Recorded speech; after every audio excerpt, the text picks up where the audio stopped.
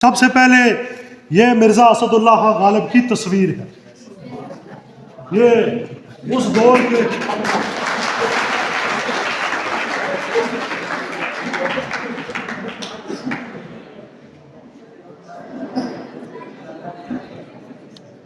اب سب سے پہلے جب میں نے غالب کے متعلق میں نے اسٹڈی شروع کی پچھلے دنوں، تو مجھے جب میں نے اس کی سوانح زندگی مکمل کی تو مجھے احساس ہوا کہ ان لوگوں نے کتنی مشکل زندگی گزاری، اور ہم لوگ جو ان کی وجہ سے اسٹیج سے بولتے ہیں، ہمیں زبان انہوں نے عطا کی، فکر ان لوگوں نے عطا کی، تو کیوں نہ ان کو خراج تحسین پیش کرنے کے لیے کوئی ایک تقریب رکھی جائے. اور اس کا ایک مقصد یہ بھی تھا کہ کوئی نہ کوئی بچے ہمیں غزل گائکی کے لیے مل جائیں، اس میں ہم تھوڑے سے بدقسمت رہے.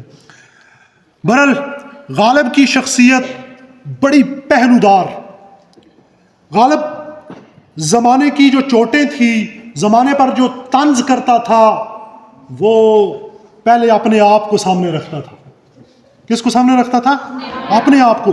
حاضر دماغی، موقع و مال سے کی مناسبت سے مزہ پیدا کرنا اگر کسی نے سیکھنا ہے تو وہ غالب سے بڑا مزہ نگار بھی کوئی نہیں ہے. مثلا میں اس تقریب کو چاہتا ہوں کہ یہ جس طرح خود غالب کی شخصیت گل و گلزار کا نمونہ تھی، ویسے یہ تقریب بھی ایسی ہی رہے، جس میں جہاں سنجیدگی کی ضرورت ہو سنجیدگی ہو. تو غالب میں نے کہا ایک بہت زیادہ شوخ مزاج تھے، یکدم چھوٹی چھوٹی باتوں سے مزاح پیدا کر لیتے تھے. ایک دفعہ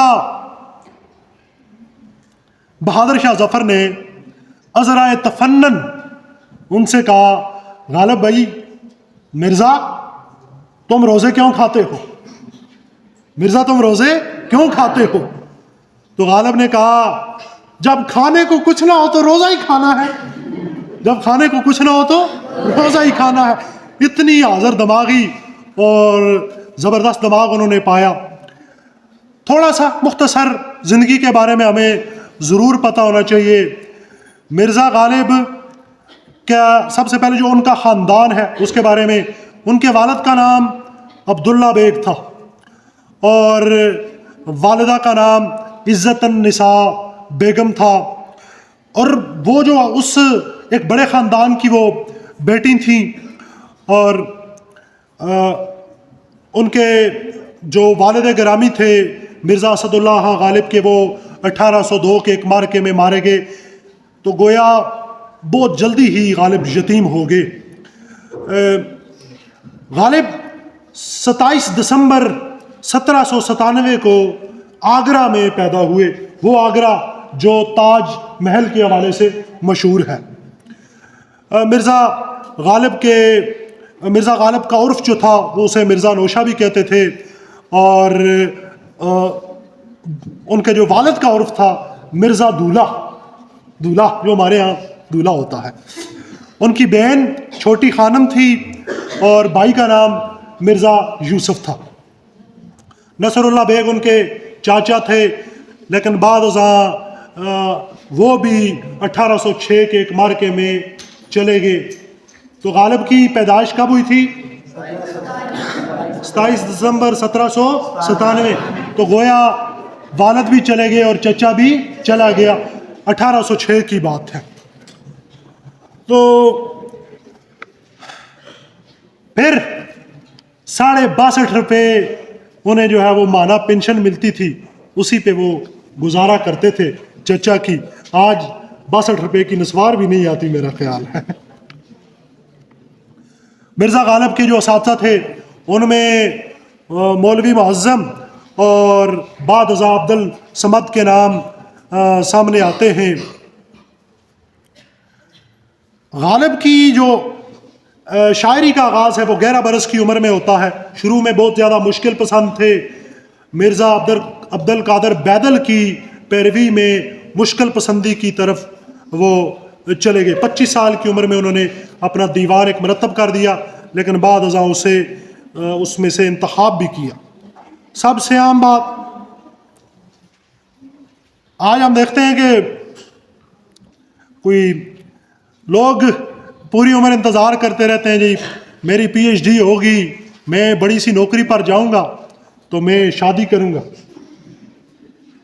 غالب نے اس کا کوئی انتظار نہیں کیا، تو غالب کی جو شادی تھی وہ 13 برس کی عمر میں ہو گئی۔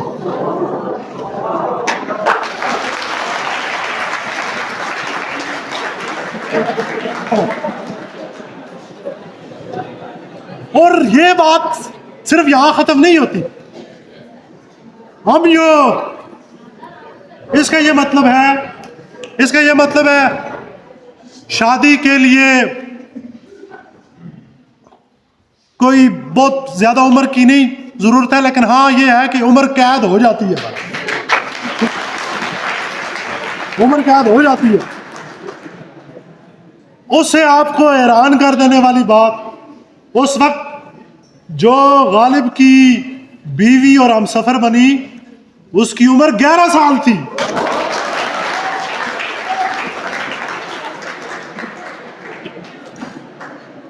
بہرحال غالب کے بچے تو ہوئے لیکن وہ بچے نہیں، اور پھر غالب نے اس زمانے میں دلی سے دل لگایا، دلی میں وہ چلے آئے، اور دلی میں مشکلات تو انہیں مختلف اوقات میں درپیش رہی۔ نواب شمس الدین انہی کے خاندان سسرال سے تھے، 1831 میں ان کے ساتھ کوئی ان بن ہو گئی تو غالب کی پینشن بند ہو گئی۔ بعد میں یہ انہیں اکٹھی ملی 1835 میں۔ غالب کی شادی ہونے کے بعد وہ کہتے تھے ایک دوست کا خط آیا انہیں، امراؤ سنگھ نام کا دوست تھا، کہ اس کی بیوی فوت ہو چکی ہے، ایک نہیں پہلی بھی فوت ہوئی، دوسری بھی ہوئی، اب وہ تیسری کے لیے تیار ہے۔ تو غالب نے دوست کو خط لکھا، غالب نے کہا بھائی تم بڑے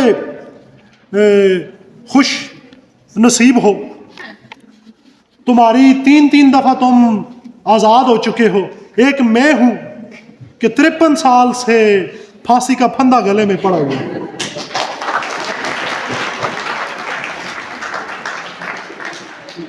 نہ پھندا ٹوٹتا ہے نہ دم نکلتا ہے، لہذا اس کو بولو کہ اس کے بچے میں سنبھال لوں گا، شادی نہ کرے۔ اور 1842 کی بات ہے، دلی کالج ایک ہوتا تھا، اس میں پروفیسر کی ایک نوکری آئی فارسی پڑھانے کے لیے۔ کہیں جو انگریز تھا اس نے کہا جو لوگ فارسی پڑھا سکتے ہیں کون کون سے، تو انہوں نے کہا غالب بھی ہیں۔ تو دوسرے دن غالب پالکی پہ بیٹھے، ساتھ مصاحب رکھے اور چل دیے۔ کرتے کرتے دلی کالج کے باہر کافی دیر تک انتظار کرتے رہے کہ کوئی آئے گا، خوش آمدید کہے گا، ویلکم کرے گا، اور میں جو ہے وہ اندر جاؤں گا اور مجھ سے انٹرویو ہوگا۔ کافی وقت ہو گیا تو کوئی بھی نہ آیا۔ پھر جمیدار نے کہا بھائی آپ، غالب سے پوچھا آپ کیوں انتظار کر رہے ہیں؟ اس لیے کہ کوئی آ کے مجھے لے کے جائے۔ تو اندر جمیدار نے جا کے، جو آگے ملازم تھا، اس نے آفیسر کو پیغام دیا۔ آفیسر باہر آیا، جی آپ کا ہم اندر انتظار کر رہے ہیں۔ تو غالب نے کہا میں تو باہر انتظار کر رہا ہوں کہ کوئی باہر آ کے مجھے لے کے جائے۔ اس نے کہا نہیں، جہاں آپ نوکری کے لیے آئے ہیں، آپ کو وہ جو شاہی دربار میں جو عزت دی جاتی ہے وہ یہاں آپ کو نہیں ملے گی۔ غالب اچھا، میں سرکاری ملازمت اس لیے کرنا چاہتا ہوں کہ میری عزت میں مزید اضافہ ہو، اگر ملازمت کرنے سے یہ حال ہونا تھا، میں ایسی ملازمت نہیں کرتا، واپس چلے گئے گھر۔ 1850 میں مغلیہ دربار سے وابستہ ہوئے نجم الدولہ نظام جنگ اور کئی خطابات سے ان کو وہاں پہ نوازا گیا۔ 1857 کی جو جنگ آزادی تھی اس میں غالب 1857 کی جنگ آزادی پہ کوئی سب سے اگر کوئی بہتر دستاویز ہے وہ کوئی تاریخ لکھی ہوئی نہیں ہے، وہ غالب کے اپنے خطوط ہیں۔ آج کل تو میسجنگ کا تصور ہے، میسج کیا، لیکن اس زمانے میں خط لکھے جاتے تھے۔ خط لکھیں گے گرچہ مطلب کچھ نہ ہو، ہم تو عاشق ہیں تمہارے نام کے۔